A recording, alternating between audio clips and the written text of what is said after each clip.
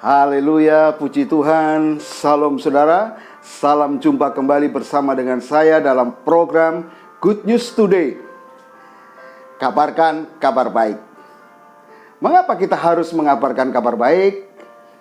Alasan terbesar dan paling mendasar kita mengabarkan kabar baik adalah karena dunia ini telah dilanda dengan kabar buruk.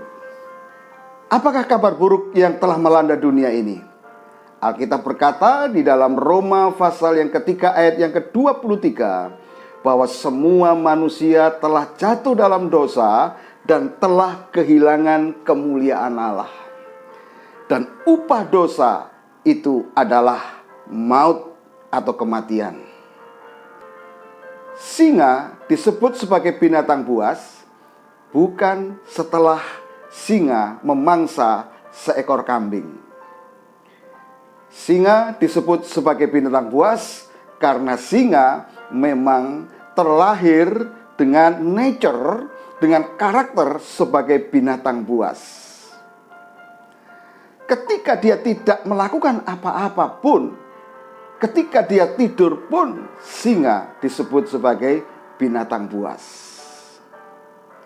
Kekasih Tuhan, manusia lahir di dalam dunia ini disebut sebagai orang berdosa bukan karena melakukan perbuatan dosa. Manusia sebagai orang berdosa karena ia lahir dari Adam.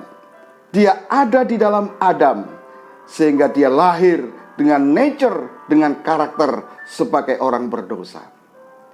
Ketika manusia itu tidur tidak melakukan apa-apa pun, maka manusia disebut sebagai orang berdosa. Kekasih Tuhan,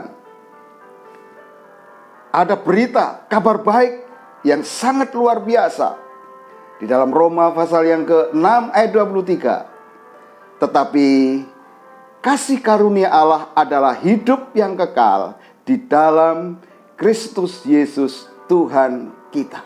Ketika manusia berdosa karena ada di dalam Adam, menerima dosanya Adam, demikian juga kita disebut sebagai orang benar. Kita menerima kebenaran Kristus sehingga di dalam Kristus kita dibenarkan dan kita memiliki kehidupan yang kekal.